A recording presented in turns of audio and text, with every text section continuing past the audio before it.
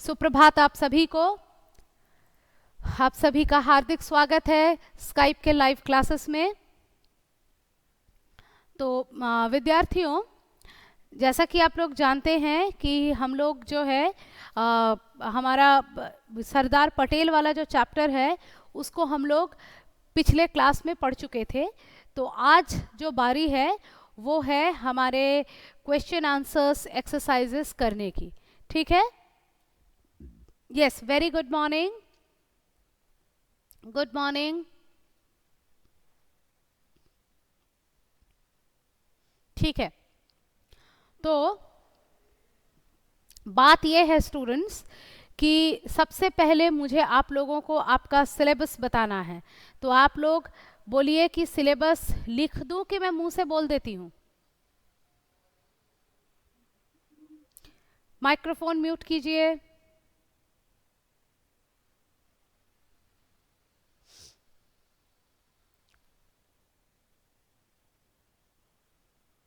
मेरा जो मन चाहे। अच्छा ठीक है।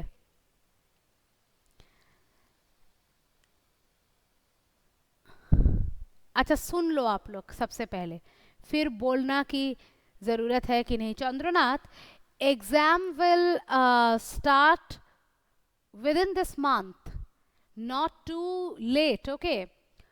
Within this month and very soon also. So get yourself prepared for the exam, and the exact date will be informed as it is informed by the school website and through Skype. So nothing to worry about that. ठीक है? हम लोगों का syllabus है PT1 में जो हमारा 3 chapter था, chapter 1, 2 and 3. I am naming them. ऐसे सूरज आता है, सब्जियों की कहानी, मिलकर खेले, ये तीनों पाठ रहेगा। इसके बाद हमने पढ़ा है रंगा सियार, कुट्टी, सरदार पटेल, ये 3 रहेगा। सरदार पटेल का जो पोर्शन बाकी है, I mean reading is already done, only हमारा exercise and question answer part बाकी है, वो मैं आज करवा देती हूँ। तो सरदार पटेल तक आएगा, यानी चैप्टर 1 to 6, 1, 2 और 6 नहीं, 1 to 6 मतलब 1, 2, 3, 4, 5, 6, 6 chapters will be there for your exam. Is that okay? Okay तो अब बात ये है कि थोड़ा वेट, इतना डरो नहीं। How many questions? As many questions you have got in your other subjects. 50 questions रहेंगे, 50 क्वेश्चंस विल बी देयर। ठीक है?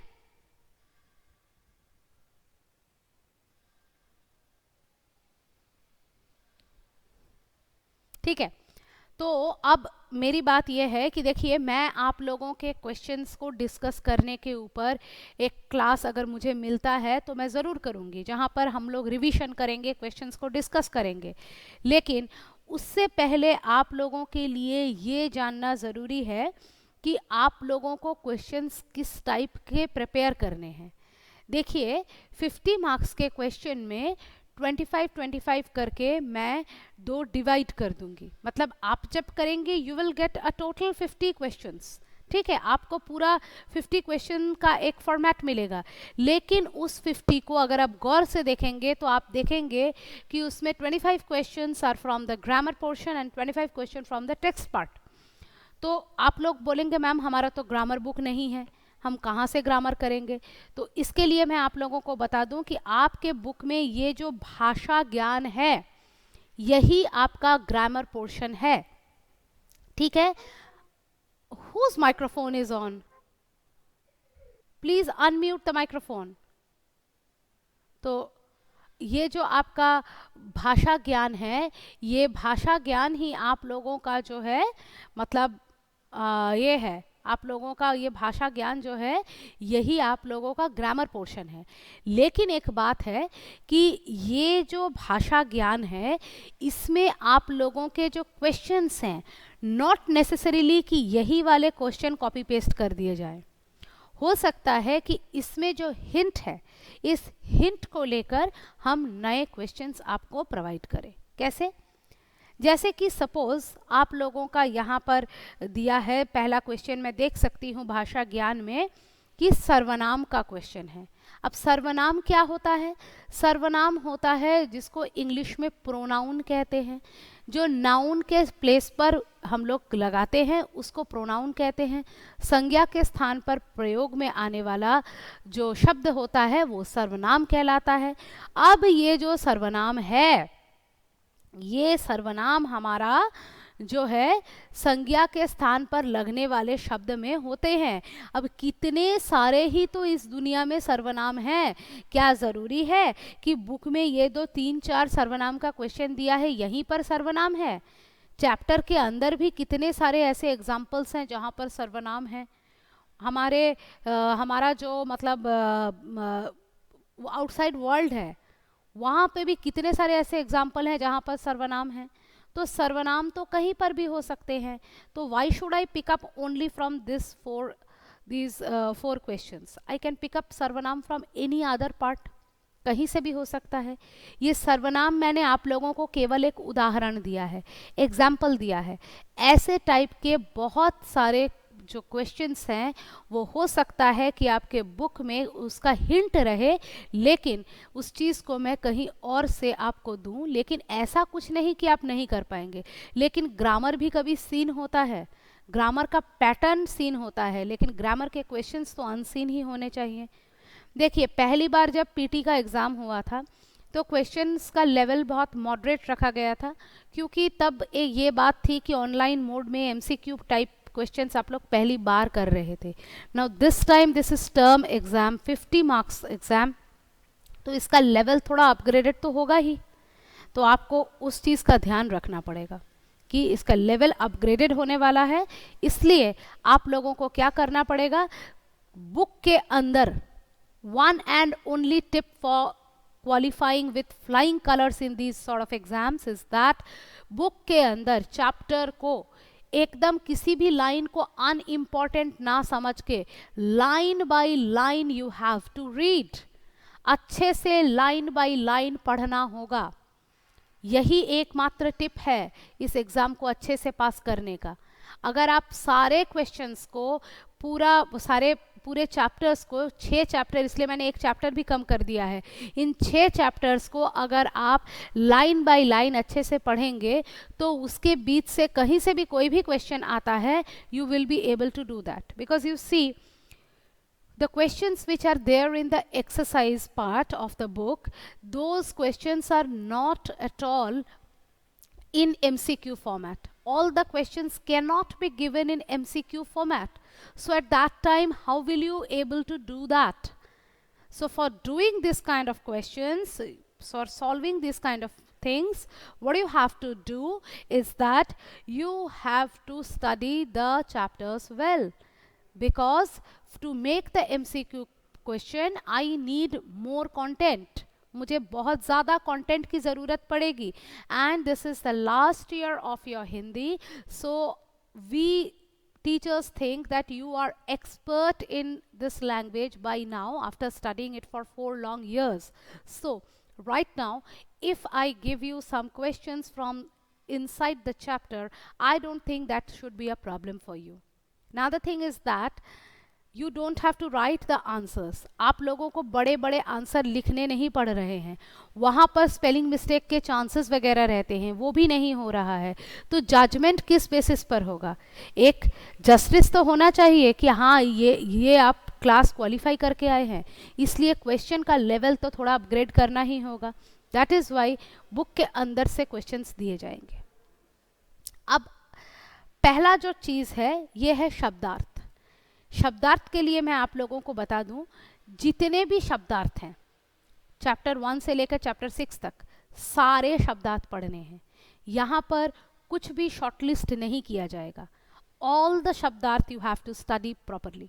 ठीक, अब क्या करना है आपको, इन शब्दार्थों को पढ़ने के बाद ये जो शब्द हैं, अर्थ तो पढ़ना ही है, और अगर 2 अर्थ दिया है तो दोनों अर्थ पढ़ने हैं, क्योंकि एमसीक्यू क्वेश्चन है। जैसे कि यहाँ पर आप लोगों का पहला ही जो ऑप्शन है वहां पर देखिए क्या लिखा है, विद्यालय, उसमें लिखा है स्कूल पाठशाला, है ना, दो ऑप्शन है। तो हो सकता है मैंने स्कूल ऑप्शन को छोड़कर पाठशाला ऑप्शन को लेकर के क्वेश्चन बना दिया। कैसे?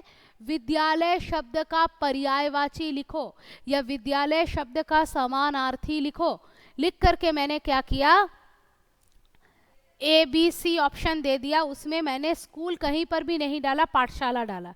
अब आपने क्या किया, आपने पहला ऑप्शन पढ़ के रखा था, कॉमा के इस साइड में जो था लेफ्ट साइड में, उसको आपने पढ़ के रखा था, सेकंड वाला आपने नहीं पढ़ा। So at that time you will be in a serious trouble, आप नहीं कर पाएंगे। क्यों? क्योंकि आप तो उसी ऑप्शन को खोजेंगे, एक भी नहीं रहेगा।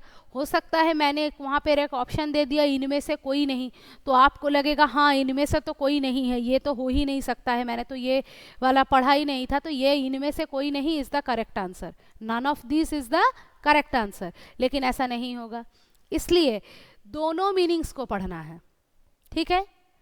Now the third thing about शब्दार्थ is that, take for example, आप लोगों का एक रुकिए देखते हैं, जैसे कि एक वर्ड का मीनिंग है, जहां पर बड़े बड़े वर्ड मीनिंग है। आप लोग सोचेंगे एमसीक्यू फॉर्मेट है, बड़े बड़े वर्ड मीनिंग वाले क्वेश्चंस तो नहीं बनेंगे, तो फिर जिनका बड़ा बड़ा वर्ड मीनिंग है उनको नहीं पढ़ेंगे। लेकिन देखिए, आपके वर्ड मीनिंग से ही मैं एक क्वेश्चन पूछ रही हूँ, ढोल के आकार का बड़ा पात्र, बोलिए तो ढोल के आकार का बड़ा पात्र इसको क्या कहते हैं? सपोज मैंने वन वर्ड सब्स्टिट्यूशन दे दिया, अनेक शब्दों के लिए एक शब्द, ड्रम, ठीक है। हाँ, very good, very good, good, right answer. मैं किसी का नाम लेके किसी को बड़ा छोटा नहीं दिखाना चाहती हूँ, वेरी गुड, जिन्होंने भी आंसर दिया है गुड। तो ऐसे भी क्वेश्चन आएंगे जहां पर हम देखेंगे कि थोड़ा मीनिंग लंबा है, बड़ा है, तो उसको हम क्वेश्चन में देके उसके वर्ड को जो है आंसर में डाल देंगे, ठीक है। ऐसे भी आपको क्वेश्चन आएगा। The fourth fact about word meaning is that, कि आपका जो वर्ड मीनिंग में ये जो वर्ड्स है, मीनिंग वाला वर्ड नहीं, वर्ड जो है उनका क्या कर सकते हैं हम, मिसस्पेल्ड स्पेलिंग देके उनका करेक्ट स्पेलिंग आपसे मांग सकते हैं, ओके। जिसको कहते हैं वर्तनी, अशुद्ध वर्तनी को शुद्ध कीजिए। सपोज कि जैसे यहाँ पे एक है शाबाशी, तो शाबाशी में जो है श में आखिरी वाला जो श है उसमें श में बड़ी की मात्रा है, मैंने उसको छोटी की मात्रा कर दिया और राइट ऑप्शन को आंसर में डाल दिया, तो आपको राइट ऑप्शन चूज करना है। तो जितने भी 1 से लेकर 6 चैप्टर तक जितने भी वर्ड मीनिंग्स हैं, इन सभी वर्ड मीनिंग्स को आपको इनके स्पेलिंग्स के साथ पढ़ना है। मीनिंग को छोड़ दीजिए, लेकिन जो वर्ड्स हैं उनके स्पेलिंग्स तो आपको जानने ही जानने हैं, नहीं तो मिसस्पेल्ड वर्ड को आप लोग कैसे आइडेंटिफाई कर पाएंगे, ठीक है। अगर ऐसा क्वेश्चन देंगे तो कर लेंगे आप लोग?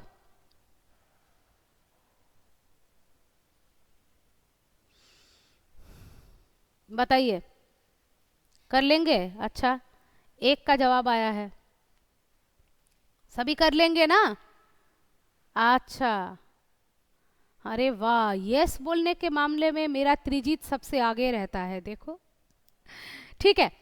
तो करना तो पड़ेगा आप लोगों को। I am not going to change the format of the question paper. अच्छा, एक और चीज मैं आप लोगों से शेयर करूं, जो भी चैप्टर्स हैं अगर वहां पर किसी कवि लेखक का नाम है तो उसको आपको अच्छे से पढ़ लेना है। यदि वहां पर किसी कवि या लेखक का नाम है उसको अच्छे से पढ़ लेना है, सारी कहानियों के सीख को अच्छे से पढ़ लेना है। अब आप बोलेंगे मैम आप सीख को कैसे देंगे, क्वेश्चन में कैसे देंगे बताते हैं। जैसे कि इसी चैप्टर का सीख देखिए, हमें दूसरों की भलाई के बारे में भी सोचना चाहिए। मैंने क्या किया, अंडर कोट्स डाल दिया, हमें दूसरों की भलाई के बारे में सोचना चाहिए। फिर बोल दिया आपसे ये किस पाठ का सीख है, तो ऐसे तो क्वेश्चन हो सकता है। जैसे ही बोला कि ये किस पाठ का सीख है, तब आपको जवाब देना पड़ेगा सरदार पटेल।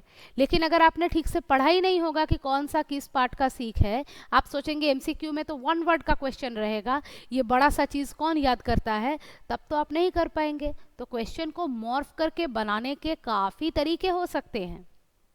ठीक है स्नेहा, क्या टाइप कर रहे हो इतने देर से, क्या बताना चाह रहे हो मुझे? सब चैप्टर का क्वेश्चन आंसर पढ़ना पड़ेगा। सारे चैप्टर को अंदर से पढ़ लो। क्वेश्चन आंसर क्या चीज है? क्वेश्चन आंसर तो कुछ नहीं है, क्वेश्चन आंसर केवल मोह माया है। क्वेश्चन आंसर तो मोह माया है। पढ़ना तो आपको चैप्टर है, अगर चैप्टर पढ़ोगे तो क्वेश्चन आंसर तो अपने आप ही आ जाएगा। अभी सुनो, एक और चीज आपको पढ़ना है। हर एक चैप्टर के नीचे देखिएगा, वहां पे जहां पे चैप्टर का हेडिंग लिखा रहता है, उसके नीचे ब्रैकेट में प्रेरक कहानी, चित्रकथा, इस टाइप से लिखा रहता है। ठीक है, तो आपको क्या करना पड़ेगा, आपको जो है वहां से उन चीजों को याद कर लेना होगा, क्योंकि उनसे आपको क्वेश्चंस पूछे जाएंगे। कैसे? जैसे कि ये ही है सरदार पटेल वाला जो हमारा चैप्टर, करंट चैप्टर है। इससे एक क्वेश्चन ऐसे बन सकता है कि सरदार पटेल किस प्रकार की कहानी है? बोलिए, सरदार पटेल किस प्रकार की कहानी है?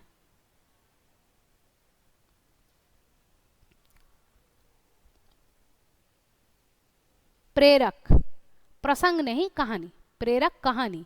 सरदार पटेल जो है प्रेरक कहानी, प्रसंग मत लिखिए, वो तो बुक में लिखा है, ये प्रेरक कहानी लिखिए। ठीक है, किस प्रकार की कहानी है? तो प्रेरक कहानी है। तो ऐसे क्वेश्चंस भी रहेंगे। तो आप लोग समझ सकते हैं, आप लोगों को इन डिटेल पढ़ना है, नहीं तो आप इस टाइप के क्वेश्चंस नहीं कर पाएंगे। ठीक है, चलिए, तो अब जो है हम लोग स्टार्ट करते हैं बुक के जो एक्सरसाइजेस हैं उनको करना। सबसे पहले शब्दार्थ, विद्यालय, स्कूल, पाठशाला, कोशिश, प्रयत्न, प्रयास, रास्ता, राह, मार्ग, खून, रक्त, परवाह, चिंता, फिक्र, मशहूर, प्रसिद्ध, शाबाशी, प्रशंसा, सूझबूझ, समझदारी, मतभेद, भेदभाव। ठीक है, चलिए उसके बाद नेक्स्ट आ जाइए। अगर आप वल्लभ की जगह होते तो क्या करते? वल्लभ के दोस्तों के स्थान पर यदि आप होते तो क्या करते? तो आप क्या करते, आप सोच लीजिएगा। ये एग्जाम के लिए इतना मत सोचिए। अगर एग्जाम में ये क्वेश्चन आते तो आप क्या करते? Actually I miss your reactions in this class. ऐसा ऐसा अगर मैं बोलती तो मेरा पूरा क्लास खिलखिला के हंस उठता। कहाँ है गए वो दिन, पता नहीं। चलिए, कभी ना कभी आ जाएंगे। इसके बाद एक क्वेश्चन है, देखिए, वल्लभ को पत्थर हटाने में परेशानी क्यों हो रही थी? वल्लभ को पत्थर हटाने में परेशानी क्यों हो रही थी? वल्लभ को पत्थर हटाने में परेशानी इसलिए हो रही थी क्योंकि यहाँ पर मैंने लिख दिया है, पत्थर बहुत बड़ा और भारी था। पत्थर बहुत बड़ा और भारी था। ठीक है, इसलिए उसको पत्थर हटाने में परेशानी हो रही थी। ठीक है, देख लीजिए आंसर। स्नेहा तो जल्दी जल्दी कॉपी निकाल के पहले से ही लिख देती है, शायद स्नेहा ने लिख लिया है ना स्नेहा?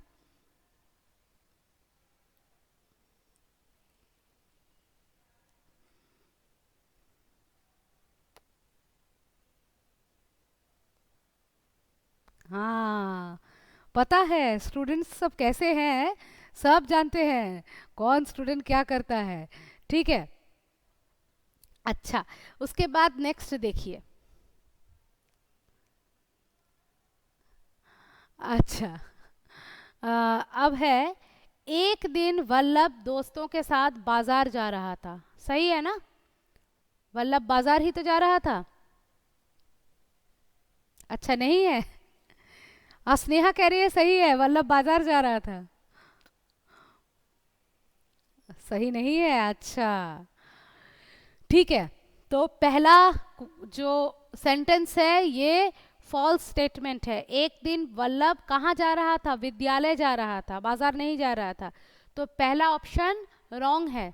ठीक है, नेक्स्ट, पत्थर बहुत बड़ा था इसलिए वल्लभ को हटाने में परेशानी हो रही थी।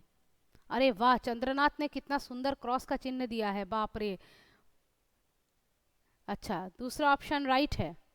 देखो, ये स्नेहा ने ग्रीन कलर का टिक दे दिया, मुझे लग रहा है मैं रोड पर हूँ, ट्रैफिक सिग्नल दिख रहा है मुझे। ठीक है, सेकंड ऑप्शन इज राइट, पत्थर हल्का नहीं था। अच्छा, सब दोस्तों ने मिलकर पत्थर को हटाकर किनारे रख दिया। सब दोस्तों ने मिलकर पत्थर को हटाकर किनारे रख दिया। कितने अच्छे दोस्त थे ना, सबने मिलकर पत्थर को हटाया। अरे नहीं हटाया, अच्छा गलत है, मुझे लगा सही है।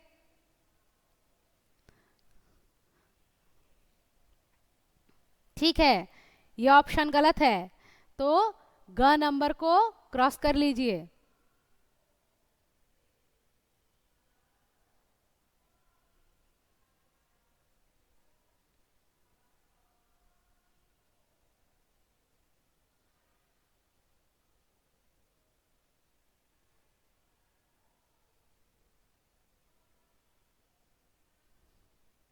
नेक्स्ट, अध्यापक ने वल्लभ को शाबाशी दी। कहाँ शाबाशी, कहाँ दी दी थी? ओ अच्छा, अरे बाप रे, कहाँ मेरी मजाल में गलत बोलूं, मेरा पूरा स्क्रीन ग्रीन सिग्नल से भर गया है, बाप रे। नहीं नहीं बच्चों, आप लोग ही सही हो। तो हमारा इसका सीक्वेंस कैसा बैठा? Wrong right, wrong right. Okay, चलिए नेक्स्ट, दिए गए प्रश्नों में टिक का निशान लगाइए। किससे टकराकर वल्लभ के घुटने में चोट लग गई? पेड़ से? पत्थर से?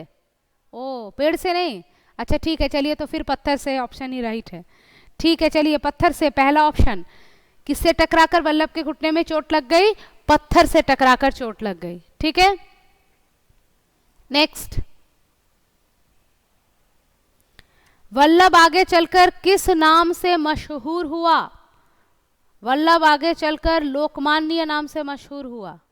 ओ, लोकमान्य नहीं होगा, लौह पुरुष होगा। अच्छा, आयरन मैन, अरे बाप रे, सही बात है, सही बात है। ठीक है, लास्ट ऑप्शन, वल्लभ आगे चलकर लौह पुरुष नाम से प्रसिद्ध हुआ। अब नेक्स्ट देखिए, वल्लभ ने सड़क के बीच से पत्थर को क्यों हटाया? वल्लभ ने सड़क के बीच से पत्थर को क्यों हटाया? वल्लभ ने सड़क के बीच से पत्थर को इसलिए हटाया जिससे कि उसकी तरह और किसी को चोट ना लग जाए।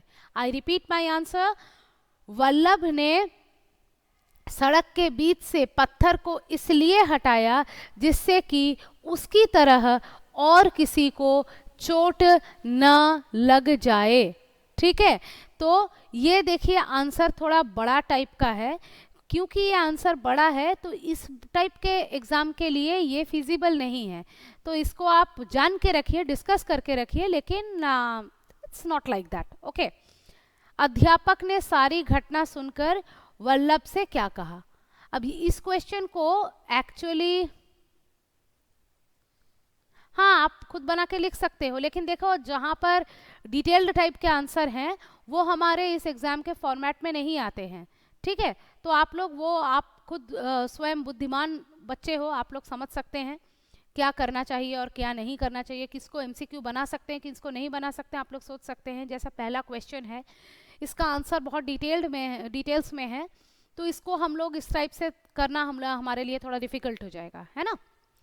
इसके बाद नेक्स्ट देखिए, अध्यापक ने सारी घटना सुनकर वल्लभ से क्या कहा? एक्चुअली इसका आंसर ऐसे होना चाहिए कि अध्यापक ने सारी घटना सुनकर वल्लभ को शाबाशी दी और उसे जो है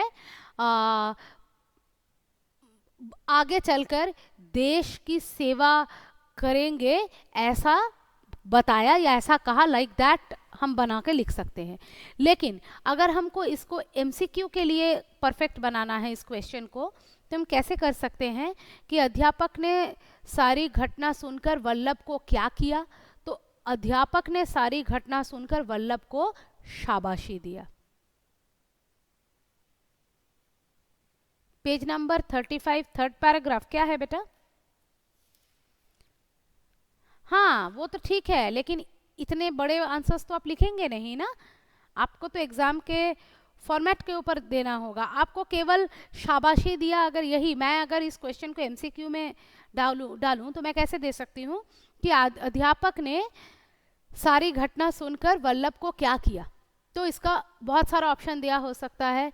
उसको बधाई दी, उसको पुरस्कार दिया, उसको थप्पड़ मारा, ये भी ऑप्शन हो सकता है, और लास्ट में एक ऑप्शन दे दिया उसको शाबाशी दी। तो फिर आपको कौन सा ऑप्शन करेक्ट करेंगे, बोलिए बताइए? Option D, very good, last option. तो ऐसे इस क्वेश्चन को हम लोग कर सकते हैं, इसको करना इतना डिफिकल्ट नहीं है, ये हो जाएगा, ठीक है। चलिए यहाँ तक हो गया है कंप्लीट, तो इसके साथ ही हमारा इसका टेक्स्ट पार्ट जो है ये कंप्लीट होता है। अब हम क्या करेंगे, अब हम इसका ग्रामर पार्ट करेंगे, भाषा ज्ञान। मैं ऑलरेडी आप लोगों को समझा चुकी हूँ कि सर्वनाम किसे कहते हैं, संज्ञा के स्थान पर जो प्रयोग करते हैं उसको सर्वनाम कहते हैं, ये मैं आप लोगों को बता चुकी हूँ, है ना। तो अब बात ये है कि ये जो संज्ञा के स्थान पर प्रयोग होने वाले शब्द हैं ये सर्वनाम है। तो सर्वनाम का प्रयोग तो हिंदी भाषा बोलते वक्त आप हर वक्त कर रहे हैं, तो कोई भी सर्वनाम मैं अगर आप लोगों से पूछूं तो आप लोगों को मुझे जवाब देना पड़ेगा, और आप लोग दे भी सकते हैं। अब यहाँ पर आप लोगों का, क्योंकि ये थर्ड लैंग्वेज है, ये तो बात है कि थर्ड लैंग्वेज में आप लोगों को कभी भी जो है ग्रामर का डिटेल क्वेश्चंस तो नहीं रहेगा। लाइक कि आप लोग सर्वनाम का इंग्लिश वर्जन क्या है, प्रोनाउन, तो क्या आपको ऐसा रहेगा कि रिफ्लेक्सिव प्रोनाउन, पॉजेसिव प्रोनाउन, ऐसा नहीं रहेगा। इस टाइप का जो सर्वनाम का जो भाग है ये हिंदी में भी है, ठीक है। तो प्रश्नवाचक सर्वनाम, निजवाचक सर्वनाम, ये सब नहीं रहेगा, केवल सर्वनाम रहेगा। तो भाई क्लास 8 का क्वेश्चन है तो थोड़ा वेट तो होना चाहिए। तो अगर मैं आपको ऐसे एक ऑप्शन देती हूं कि राम एक अच्छा लड़का है, उसने एक कविता लिखी, तो इसमें सर्वनाम कौन सा है? सुन लीजिए, राम एक बहुत अच्छा लड़का है, उसने कविता लिखी, ऑलरेडी आंसर्स आने शुरू हो गए हैं, उसने। तो अगर आप लोगों को मैं आपके बुक के इन मतलब एक्सरसाइज के चैप्टर्स के सेंटेंस के अलावा अगर ऐसे टाइप के सेंटेंसेस देकर उसमें सर्वनाम करने बोलूँगी तो क्या आप लोग कर लेंगे?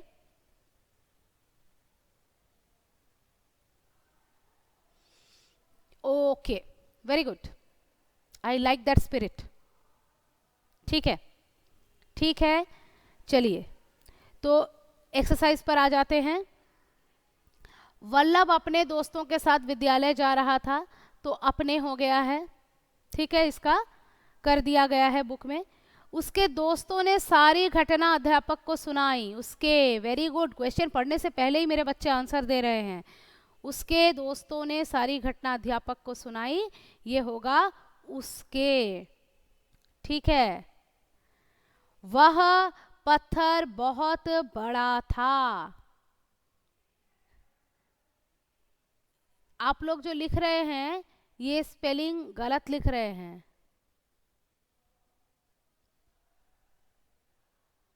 स्पेलिंग गलत है।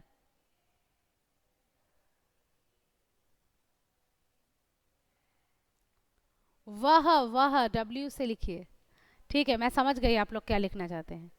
नेक्स्ट है, तुम देश का नाम रोशन करोगे। वह, हाँ ये करेक्ट है, तुम, ठीक है, ठीक है, ठीक है, ठीक है, वेरी गुड, करेक्ट आंसर।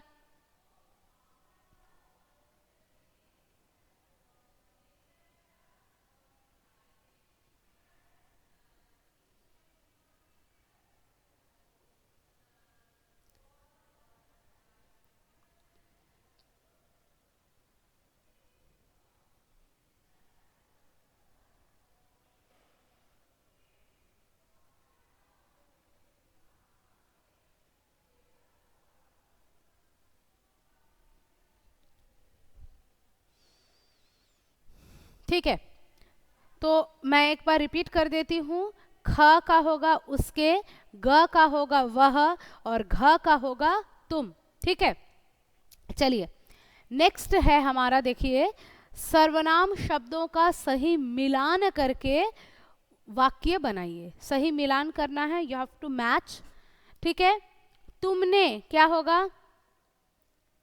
तुमने बहुत अच्छा काम किया, वेरी गुड, तुमने बहुत अच्छा काम किया, राइट आंसर। नेक्स्ट, मैं,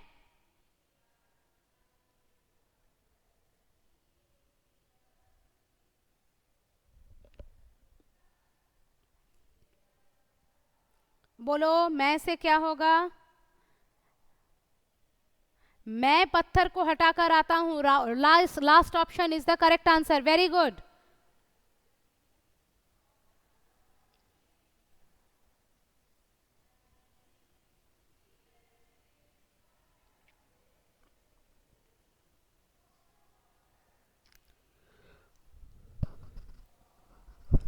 सॉरी, अच्छा, उसे, उसे का क्या होगा?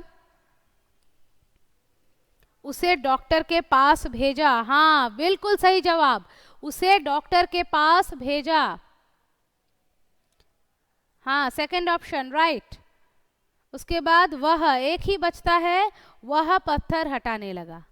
ठीक है, पेनल्टीमेट ऑप्शन, वह पत्थर हटाने लगा।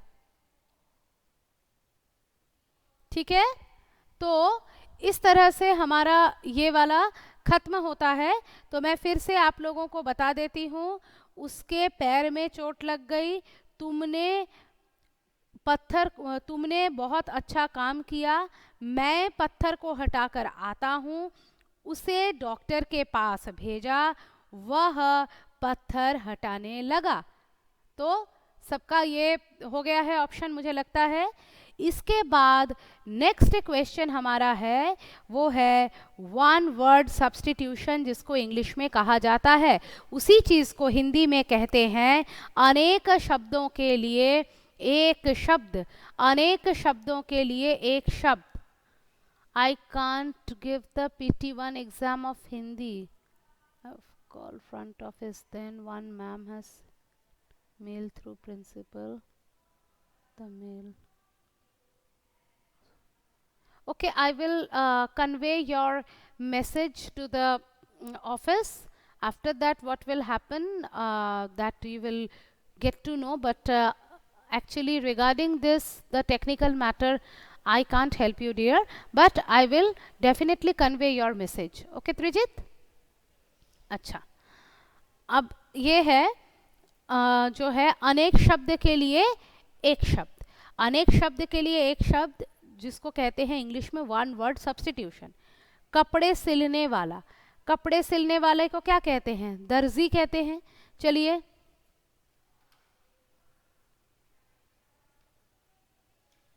Sneha, you have to go with the class, not before that, okay.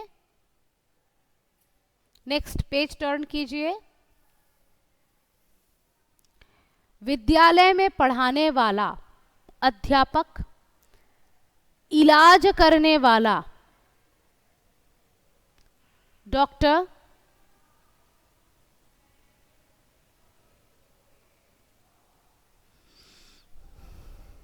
Right answer everybody.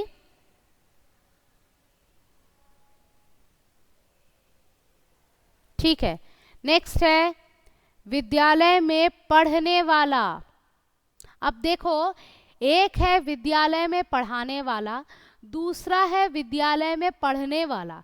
अब क्या हो सकता है कि अगर आपने ठीक से इसको नहीं पढ़ा, तो हो सकता है कि मैंने बोल दिया विद्यालय में पढ़ने वाला, जिसका एक्चुअल आंसर होना चाहिए विद्यार्थी, लेकिन मैंने वहाँ पर आपके मार्जिन ऑफ एरर के लिए अध्यापक, विद्यार्थी सारे ऑप्शन डाल दिए, तब आप कंफ्यूज हो जाएंगे कि कौन सा होगा। इसलिए हर एक क्वेश्चन को बहुत नीटली पढ़ने की ज़रूरत है। ठीक है, तो ये एक है पढ़ने वाला, एक है पढ़ाने वाला। देखने में तो केवल एक आ की मात्रा का डिफरेंस है, लेकिन उससे एंटायर जो कॉन्सेप्ट है वही चेंज हो जाता है. So you need to be very very very attentive and careful while attending your exams, specially when you are going through the online mode, क्योंकि पेन एंड पेपर में आप लोग बहुत और भी अच्छे से पढ़ पाते हैं, स्क्रीन में at times it becomes difficult, so you have to be very careful. By the way इसका आंसर होगा विद्यार्थी. ठीक है. उसके बाद है कपड़े धोने वाला. कपड़े धोने वाला कौन होता है? धोबी. Yes, very good, right answer. कपड़े धोने वाला धोबी.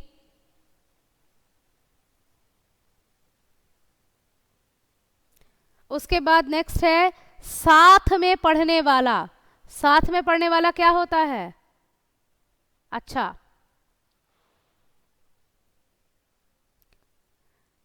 एक जन ने बोला है मित्र, स्नेहा ने, और बाकी सब कह रहे हैं सहपाठी.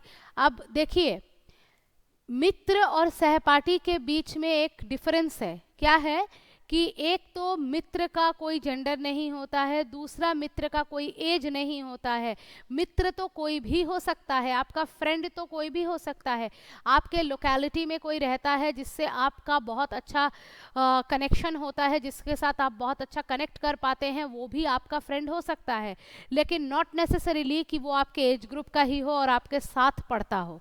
तो सहपाठी शब्द में दो पद हैं, एक है सह, दूसरा है पाठी. तो सह मतलब साथ, पाठी मतलब साथ में शिक्षा ग्रहण करने वाला या साथ में पढ़ने वाला. तो जो साथ में पढ़ता है वही सहपाठी होता है. और सभी सहपाठी आपके दोस्त नहीं भी हो सकते हैं. सारे क्लासमेट्स तो आपके दोस्त नहीं हो सकते हैं. हो सकता है कोई क्लासमेट आपका, हो सकता है कि आपके क्लासमेट्स आपके दोस्त हैं, लेकिन आपके क्लासमेट्स हैं, आप उनके साथ पढ़ने के लिए बाध्य है, लेकिन आप उनके साथ दोस्ती करने के लिए बाध्य नहीं है, वो आपके दोस्त नहीं भी हो सकते हैं.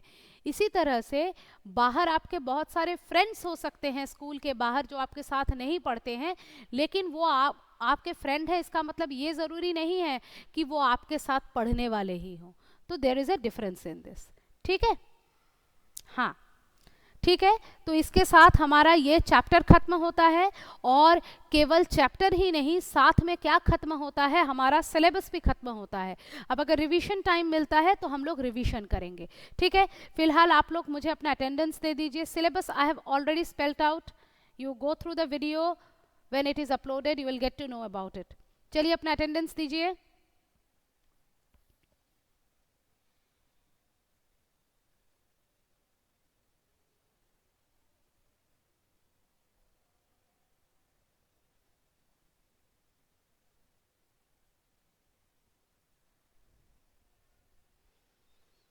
चंद्रनाथ, अन्वेषा, ঐশী, निकिता. अच्छा,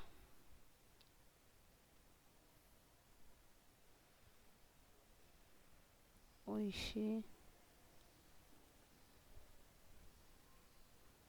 निशात, सुरजित, अस्मिता.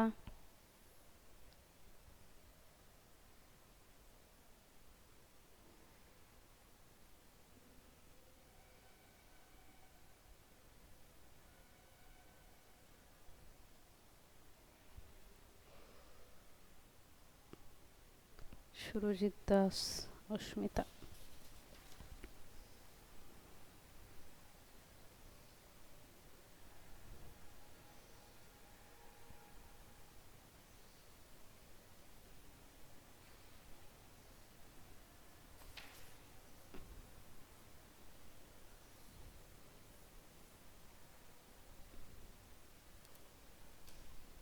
अच्छा, मैं एक बार देख लेती हूँ फिर भी किसी को छोड़ा है कि नहीं.